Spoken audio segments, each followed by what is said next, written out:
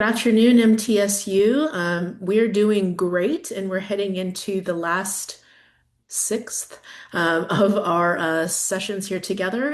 In our session, we'll take a look at accessibility in Canvas specifically. So we will first take a look at features within Canvas that help support accessibility for all students.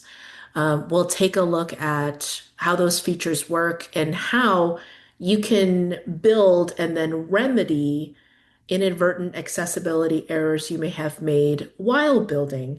There's even a small practice activity you can engage in if you want to play with something and put these tips into practice so that you remember how to do them. So we'll go ahead and get right into a quick discussion about compatible screen readers and browsers with Canvas specifically. First off, please know Canvas LMS is accessible.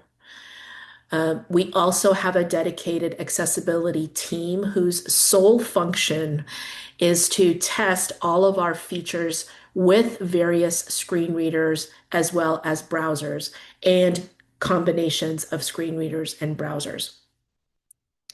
And so that you know, the current screen readers and compatible browsers that work great with Canvas would be JAWS, working in conjunction with Chrome and Firefox, NVDA, working with the same.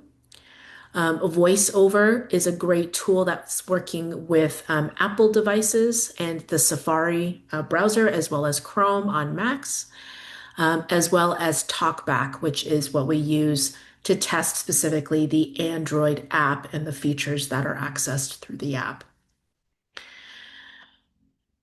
Now, if you'd like to access these links here, and I have no doubt you do, I'm going to share here. This is our help resource on what the Canvas accessibility standards actually are. Because if you scroll down on this page, there are great links you can access here for more information on these specific screen reader tools. And you have the same information about the browsers that work best with them. So here is that link right here in case you'd like to reference that.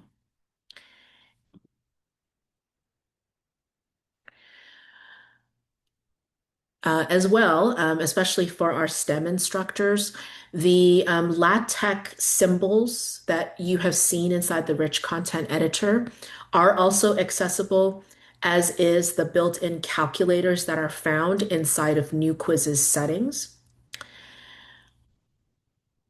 So rest assured, right? Like the system is perfectly accessible. We just have to do our own diligence on our part when we, for example, bring forth great course content or talk about these with students to let them know that we are doing our utmost to make sure that everybody has the same amount of opportunity to be as successful in our courses as they can. Now, I want to give you a quick tour of various features built into Canvas that help support all learners. And you can feel free to navigate these through with me too, if you like. The first feature is under the table. It's hard to access, as in you don't see it right away. You have to turn it on. But it is essential for students that need to have accommodations to access the dashboard. So here is our regular Canvas dashboard. The skip link feature can be found if you hit the tab key. So I just punched it on my keyboard here, and you'll see this skip to content link pop up here. That tells you that the skip link feature is on, and it allows for students to keep tapping the tab button to move around to different places. Do you see right there? So keep your eye on the global nav that the square here keeps moving. So it's a great way for students that need to access the various areas of the dashboard. So here we are here to be able to access these specific areas that can be clicked by students or accessed by students. So that's the skip link feature. While we're here on the dashboard, another great accessibility feature is one we've played with already in these training sessions. And that's the color overlay. Now, to be sure, you don't have to have the color overlay, particularly for folks that experience color blindness. So in the three dots here in the corner, you can turn off the color overlay, which provides greater contrast for the image on the card. And students can do this for themselves too. The color that you choose for your courses is still represented in the back of the menu as well as in the lettering for the course title. Now, students do have agency to pick their own colors if they want to use colors. Right here in the three dots, they choose a preferred color like this bright orange. And they can also choose to nickname their courses. Because courses come over from Banner using code and terms that students don't understand. And while that has to be the way for those courses to come over from Banner, that means you might want to nickname your courses and students would too. So if you'd like to nickname your course, say with the name of the course and maybe when your lecture is, you can type in that nickname here and then hit apply. Now, whatever nickname you choose for yourself does not apply to students because they can apply their own inside the nickname area. And the color coding that is chosen by either you or the student is available when they access their calendar. While we're here in the three dots, you also notice that there is a Move tab.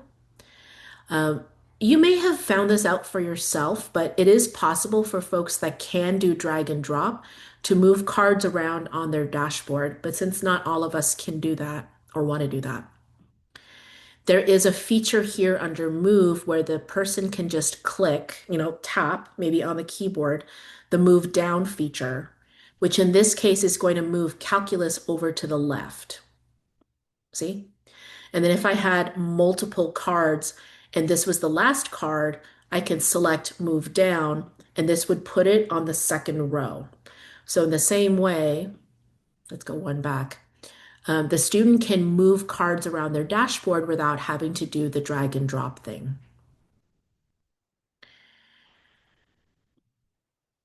Now, the next feature I want to show you here is particularly helpful to instructors, and it's called the Move in List. Move in List appears everywhere, but it's perhaps most noticeable in the modules area. Now, let me explain what it's like for those of us that are not using Move in List. If I wanted to rearrange my module order, maybe I want to move this review quizzes up to the top. I could drag and drop because you have here an 8 dots for that. However, if you prefer not to do that, there is in the 3 dots for the module move in list. Move in list in the context of modules is this move module feature. So when I select move module for this module, here is where I can choose the location on the page where I want it to go. So I'll pick at the top, just so you can see, you can move that pretty quickly up to the top of the page or to other locations, before something, after something, or at the bottom. So that's move in list. Along the same lines, keep your eye on this review quiz. As we've seen, you can drag and drop items between modules, but as a great alternative, select on the 3 dots for it, and you can move this quiz to a specific module of your choosing. So I'll move this to Unit 3. And you can even choose to place it specifically somewhere in the module, like at the top. So now when I check Module 3, it should be right there. And I'll demonstrate that one more time, selecting on the 3 dots. I choose Move To, and I'll put it back in that module at the top. So there it is there. One other area you'll be able to see this really well is inside the settings. You've seen us talk about navigation quite a lot. You've seen that you can do this to move items up to the top, but you could also do move in list for course navigation. Select on the three dots here and choose enable. And you can do the same to take an item from the top and disable it to move it to the bottom.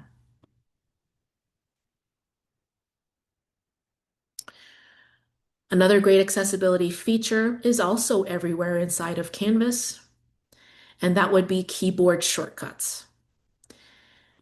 I'll access the RCE to show you that if you choose the edit table here, you have some shortcuts already listed here. So this is just telling you you could do Control X or copy, whatever you do on Windows. I forget the exact keys to use, but you can use those shortcuts to cut, copy, and paste content. And wherever you see a little keyboard, indicates that keyboard shortcuts are available for you to move around, in this case for the RCE. So I can click, for example, Option Function 9 to go to the editor's menu bar right here. And that is located everywhere wherever you have the RCE. You also have keyboard shortcuts in the speed grader. So for example, right here, I go to speed grader for this assignment. The keyboard shortcuts for the speed grader are available here in the gear. Choose keyboard shortcuts. And you would just tap that key to move around to different areas of the speed grader. I will say from experience, you may want to refresh your browser a few times before you try the keyboard shortcuts. I do think the keyboard shortcuts and move and list are great examples of features that honestly can help support everyone, but are obviously very beneficial to individuals that have to use, say, a device to tap keys on the keyboard. Dr. Marquez, I believe the shortcuts should work regardless. Like, I mean, I'm on a Mac device right now, but I used to use a Windows device, and I can tell you they work. It doesn't matter the system that you're using.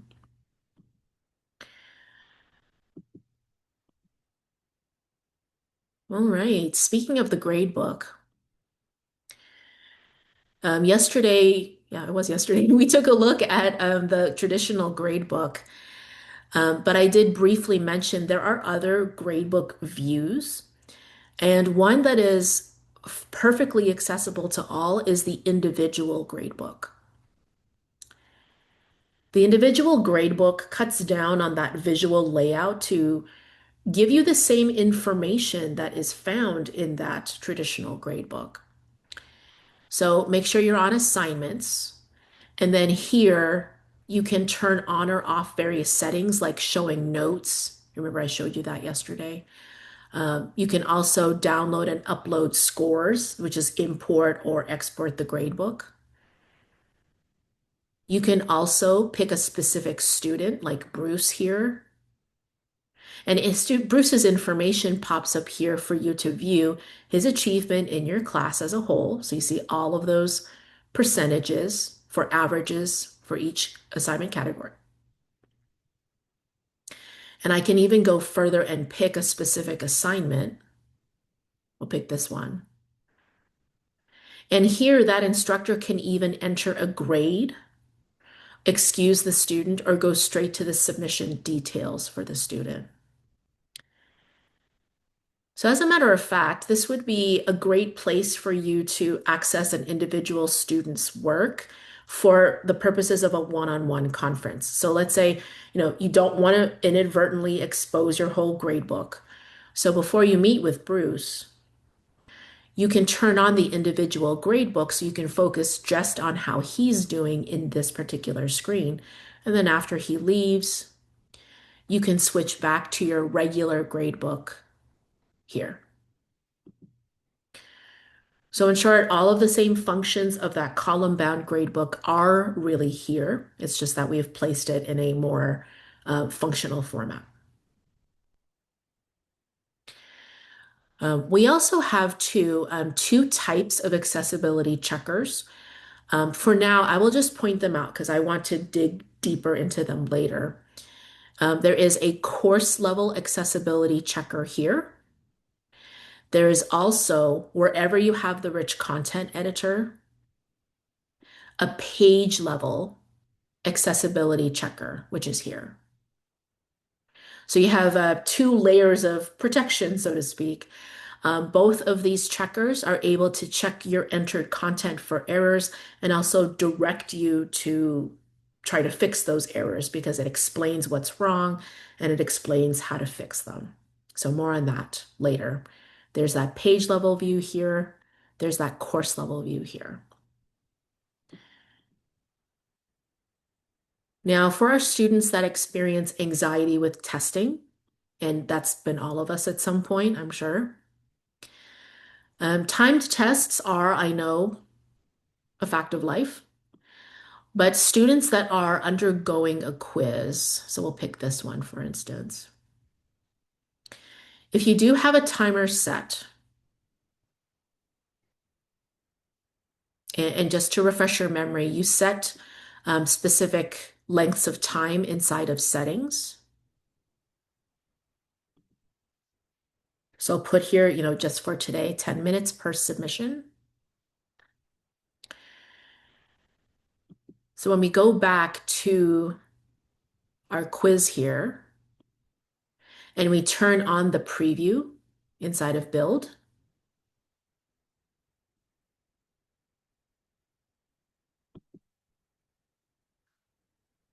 if it is indeed timed, it is true as soon as the student gets in the quiz, the timer starts running, which can cause some anxiety. So they do have the capacity to hide the timer. They click on the little arrow and then click back on the watch to bring back the remaining time. Now, just as a point of knowledge for you, if the student loses, for example, power during the submission, the timer does still keep running because Canvas doesn't know the student lost power.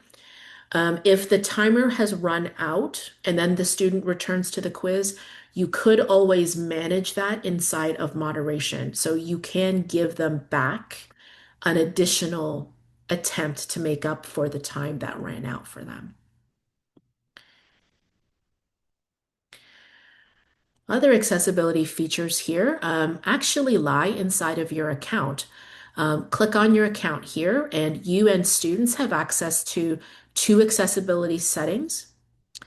The first is to use a high contrast UI, which can be toggled on or off. Right now it's on. Once it's on, you can refresh your screen and be prepared for that beautiful set of colors and that beautiful logo. They will disappear. So it brings in this configuration of color blocks and font and settings to make sure that there is as much contrast as possible. You also see here, it's pretty subtle, the fact that borders around certain sections of the page appear easier to distinguish. So that's that high contrast UI in action. And that can be turned off right here. Along the same lines for our students and others that need assistance because they have dyslexia, they can turn on a dyslexia-friendly font. Just be aware if you don't currently have this or you don't have this condition, your view of Canvas will look very different. The font that is appearing here is meant to optimize that experience for those students and learners. Again, if you wish, you can always turn that off here and then reload your page.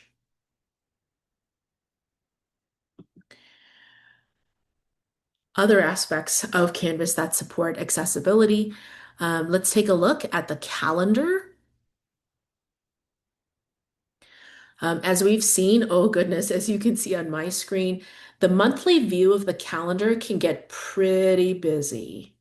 and I only have three courses on. Imagine your students if they have all of their courses on. So to help to limit some of that clutter, you can turn on the agenda view.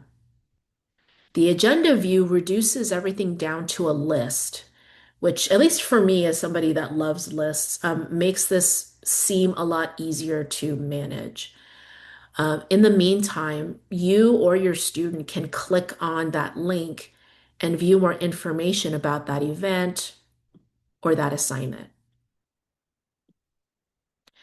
And by the way, if I set this up for me as agenda, it doesn't affect my students. So my students would have to turn on agenda view for themselves.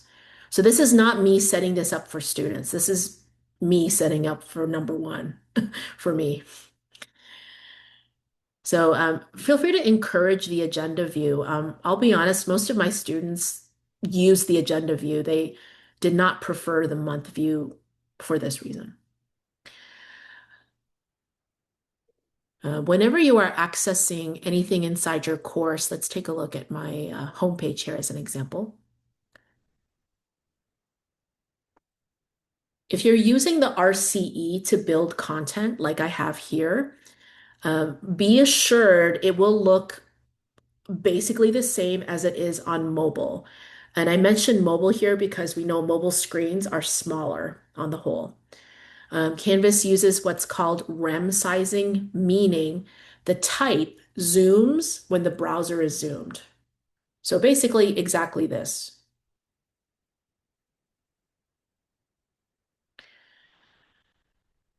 I've also mentioned quizzes, right? I've also mentioned too that in your new quizzes, you have a moderation setting as well as an accommodation setting. So just to remind you where that is located here on build. And right here in moderate is where you can set up those moderation items for students. So if you need to set up that accommodation like time-based accommodation, click on the name of the student and enter in the time adjustments like time limit multiplier, no time limit at all, give, say, 10 extra minutes for every attempt, reduce answer choices or not. And all those are saved. So any new quiz Bruce takes after this point will also have these accommodations applied. Now, when it comes to something random that happens during the quiz, like the power goes out and the time ran out, here in the pencil is where you're going to give Bruce that additional attempt to make up for it. You can also give him an additional amount of time, like 15 minutes, that only holds for Bruce for this one quiz. So that's the difference. Whatever you set here holds for Bruce for all of his quizzes forever in this class. But whatever you set here in the pencil only holds true for the current quiz that is happening right now.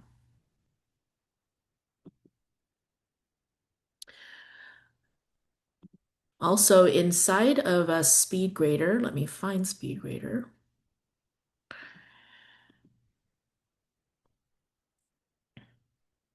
Here's a perfect example because he's got annotations everywhere. Rest assured the annotations can be accessed with a screen reader.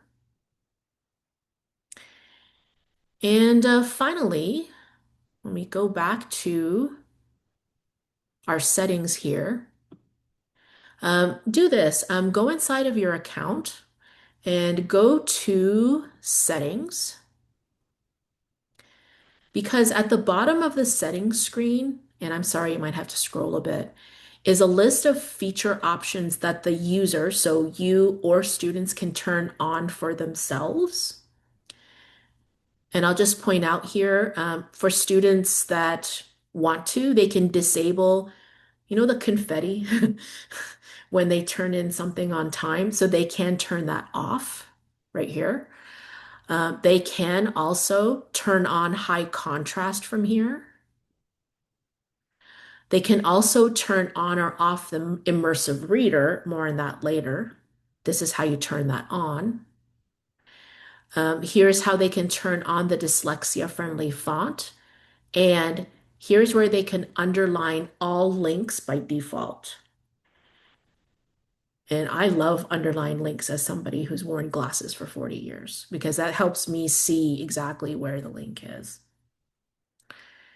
So all that lives here under settings in your account.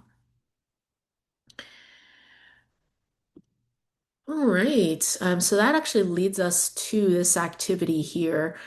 I want you to take some time and just explore areas of Canvas so that you get familiar with how they are accessible. So let us know there in the chat at the end of the time when you've got a question.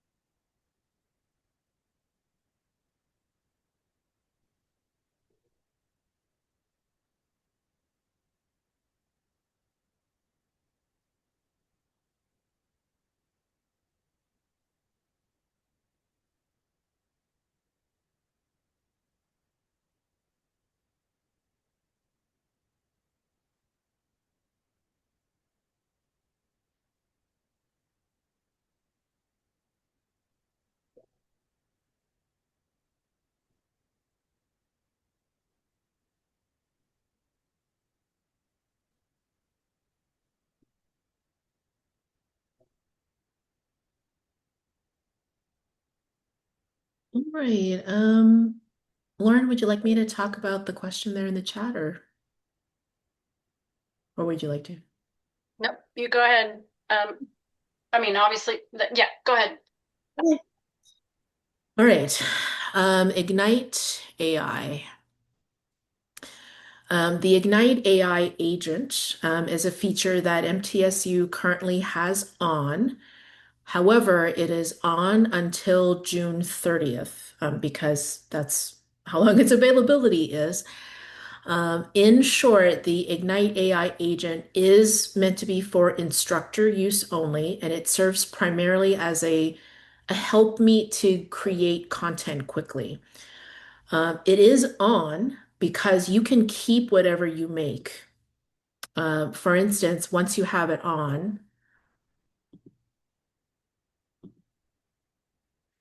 you can use it to do things like, can you create a module with 2 pages and 1 assignment? for example. You can also ask it to do things like help me format an assignment, help me set up a discussion. You even have access to a list of prompts that people have used with Ignite AI that have been successful too. So you have access to it, free access until June 30th, because the idea is if you make a lot of content with the agent, you'll still have access to the content after the Ignite AI agent moves away. Does that make sense? So it's available for you to use. And hopefully, you find it to be helpful to generate new content quickly, or like here, helping analyze activity in this course. But after June 30th, we will need to reassess as to whether you want to have it back or not. Is that fair? Please correct me if I'm not saying it right. Okay.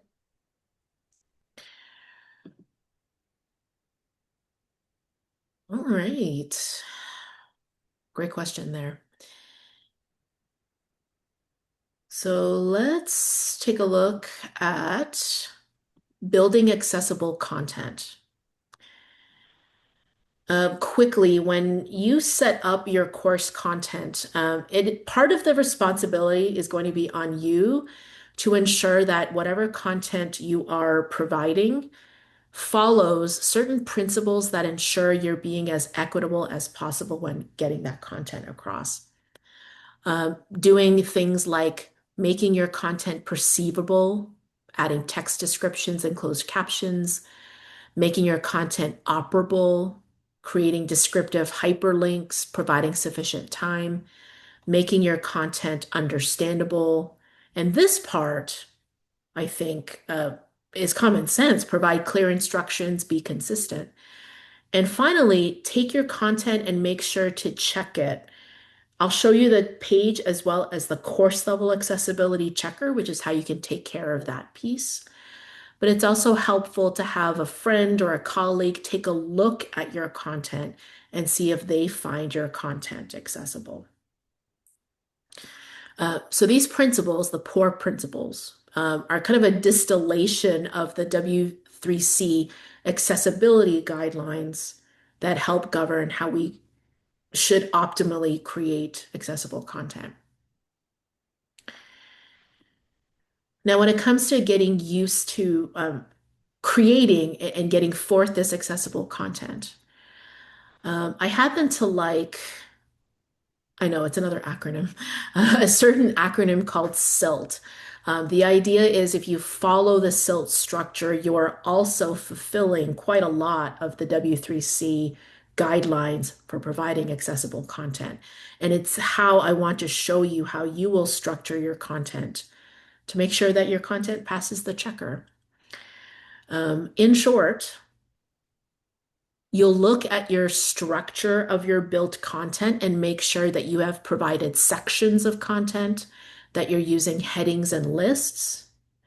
You also want to check your images and media for alt text and captions, making sure your links, the L, have context in the links, and also making sure that your tables will be able to work with assistive technology too. Now, I didn't want to assume that you have something to edit. So if you would like to, here, follow along with me. Go ahead and go into the Commons right here. See, there's my high contrast turning on. Inside the search bar, I want you to search for a person. Her name is Stella Hernandez. This is not random, I promise.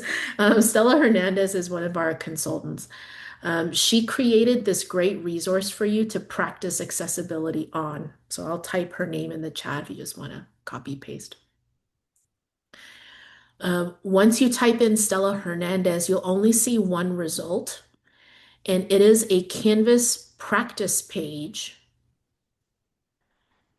that is full of accessibility errors on purpose, because the point is for you to practice how to fix the errors. So I'll click import, and I'll choose to import this into any course you want. Remember, it's a page, so when you go to look for it, you need to look for this item in the pages index. And I mean, when you take a look at it, yes, it looks like a mess. It's supposed to. It's because we're going to fix it. So once you get access to that page, go to pages there and look for the Canvas accessibility practice content, which is right here. And then you're going to click on it. And this is how we're going to walk through that silt structure. So let me give you a couple of minutes to catch up there and make sure that you can get that practice content.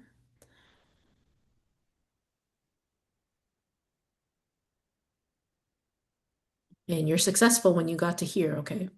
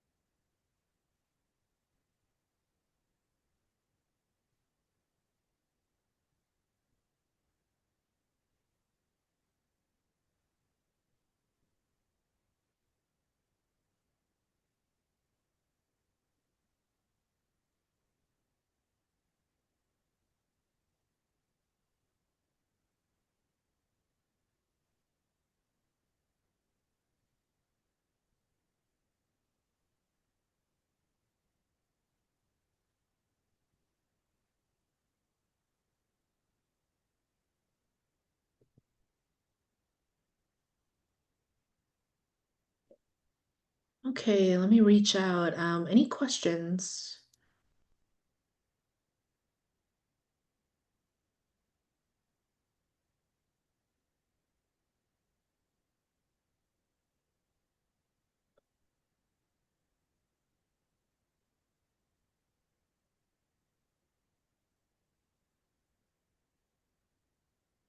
Okay. Now, this is your page. Click on Edit, and we're going to use the silt system to build some accessible content. Right away, you see your page level accessibility checker just lit up, telling you that you have 5 errors. As we go through the method, you'll see this number start to decrease, so this will fix itself. The S part of silt talks about structure. You can imagine that a student accessing this page as is not going to understand what's happening. We do want to create content that has clear sections to it, like a section one, section two, so that students can access each piece, piece by piece. Now, your first entry here in this page says introduction, and then it says a two after it. The introduction is supposed to be a section heading, and it's supposed to be in a style called heading two. You see, heading one is the page title. So heading two represents a main section of the page. So take that introduction, change it to heading two, and then go ahead and delete the two. A screen reader will tell the student that this is the introduction section, and then everything after it is part of that section. So move on down here, because this is meant to be the intro, and let's fix characteristics of democracy. This is another main section. Click on paragraph and choose heading two, and then delete the two. So this is our second area, characteristics of democracy. Under characteristics of democracy, you have a subsection. So this is going to be heading three because it fits in this section. So I'll click heading three, and they'll be notified, those students, that this happens to be a subsection of characteristics of democracy. Here is another subsection, two forms of democracy. And then we start back up with another main section called rights and responsibilities. So it's back at heading two. So in general, your heading style should go in numerical order. So two, three, four, that general direction, instead of hopping around like four, five, one, six. Don't do that.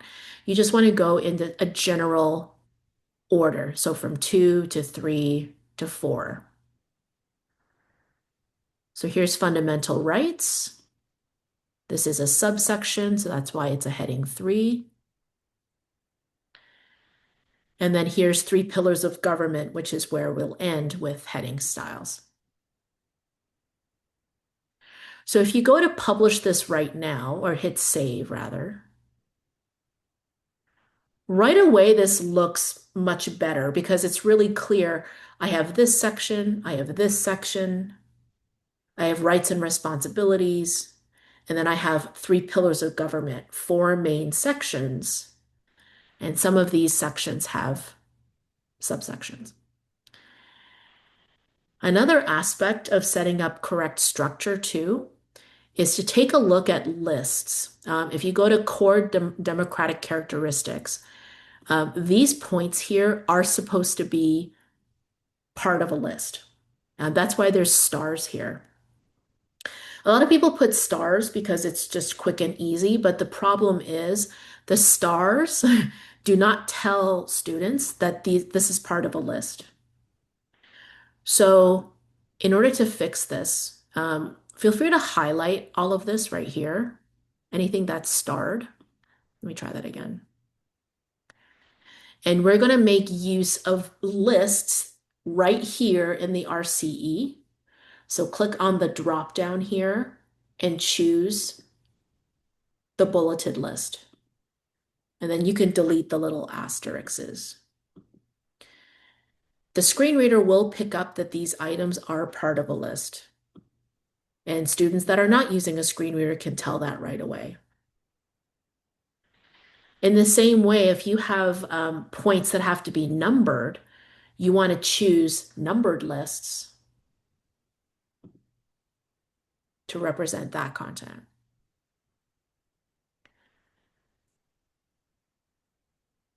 So that's basically structure. If you want to add additional structure to this, not that it doesn't already have it, you could consider adding horizontal lines. If you click on insert and do horizontal line, you can separate your sections. So I'll do this one more time. Right here, I'll click on Insert Horizontal Line, and that also provides a break between one section and another. One more time, horizontal line.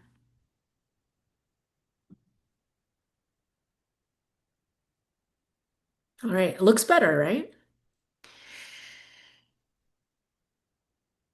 All right, let's take a look at images. Here's an image. When I click on that image and go to image options, I see some alt text has been placed here, which is a link.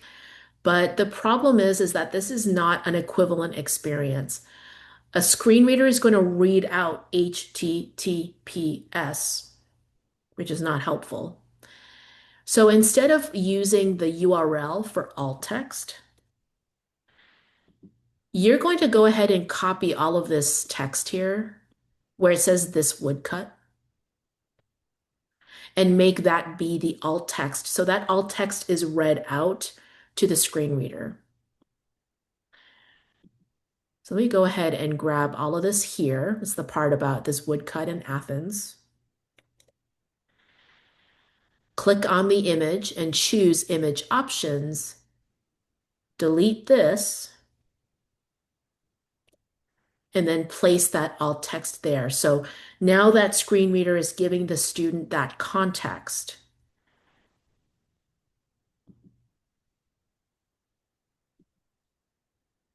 Now, if does happen to be a different kind of image, just there for decoration, you can have the screen reader skip over it.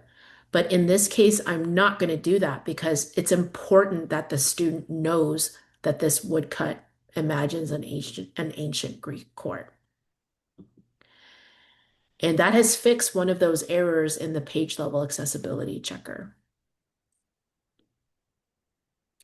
Along the same lines, when you are adding video to your course, you want to make sure to use Studio for your original created videos because it will provide those captions to them. And Studio also provides the transcript for you to embed inside of the RCE too. Now, that's I. Let's take a look at L. L would be links. Here's an example of one. This is not a good link to have out. A screen reader will read every single letter painfully. HTTPS, again, not helpful. So I encourage you to add context to your links. I think this is a better set of text to link because it tells the student this is where this image is from. So it tells the screen reader this is what happens when the student clicks on it. They'll go to that website. So to add that link, I'm going to highlight over that text here, choose the chain link, and here's where you're going to paste that URL that's inside of the RCE. So I'm going to grab this here.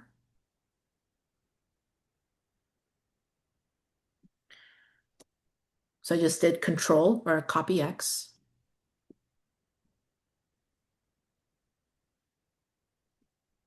Choose external link. So now the student will be told, okay, this is an image from Democracy in Brief. So they know if they select it, it's going to go to that website. That's L. Finally, and this is a two-star item in the accessibility checklist, is to be careful with tables. Uh, a lot of people use images to be organized inside of a table. And I get it. It does line up the pictures. The problem though is that tables were not designed for that. Tables in HTML are designed to hold numbers and letters. And we have to format our tables in a certain way so the screen reader understands that pillar power, and example is not actually content. It's there to organize the table. Content is makes laws. So we have to format this. The first thing we're going to do here is click somewhere inside the table, choose the first symbol you see right here. And we're going to add a caption to the table. A table caption is like a title for the table. So when you click on it here and click Save, enter a title, Three Pillars of Government. So it'll tell the student, like, this is the context for the table. This is about the three pillars of government. See, the number went down. Next, we have to tell Canvas that all of these particular headings here are actually headings. So right off the bat, these three words here, pillar, power, and example, head the table. So here, I'm going to go to the table dropdown. We're going to choose row because they're all part of a row. And we'll go to row properties. The body type means Canvas thinks this is content. It's not content. We have to tell it that it's not. So we're going to choose header and then click Save. And then to organize the different parts of the header, because this column, right, heads up these rows. So I need to highlight, and I'm afraid we have to do this repetitively. We're going to highlight the word pillar, go to table, and then in cell properties, we have to say this is a header cell and that it's heading a column. And you see it kind of moves over. We'll do the same for power. So click on power. Under table, go to cell. And then here we're going to call it a header cell. And then we're going to make this column. And again, it's going to push over. One more time, for example, table, cell, cell properties, header, column, because again, they're heading columns. And we'd have to repeat this, by the way, for legislative, executive, and judicial, because they're heading these rows here. Why would my cell be grayed out? I'm not sure. Does it look like this?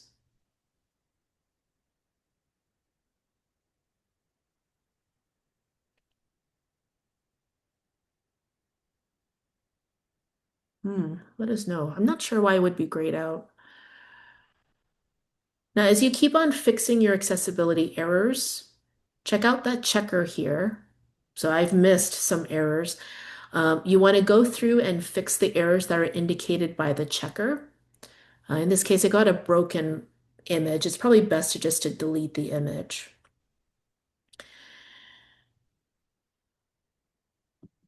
And it also lets you go move on to other issues. I think this is because it's not. Oh, my screen froze. Let's try that again. The preview and the next buttons do let you move in between different parts of the accessibility checker to fix those errors here. And I think it just saved all of my changes so I don't have any more errors. So you can fix your errors right here. And then as an option too, you can also fix errors in the accessibility checker right here for the course.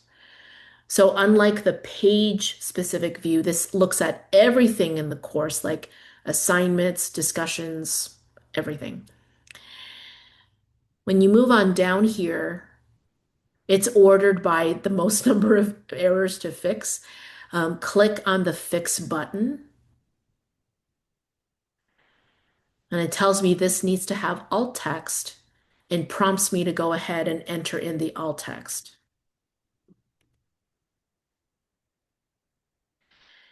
Then I click on apply, and then I move on to the next error. Personally, and this is just for me, I prefer to use the page level checker to fix those errors right there and then, because I think if I was to use the course level checker, I think I would be a little worried about all the fixing that I have to do. But yes, you would go to the fix area here and walk through and fix all of the errors here. And this is where I think I'm going to leave you for accessibility because we have gone over time. We do have a course accessibility checklist, which is here. We did go through all of these ways to fix errors in that content, so they are all listed here. It's a great resource for you to use. And all of the accessibility points were also covered in the course evaluation checklist. If you scroll on down to the accessibility area, I think it's last right here.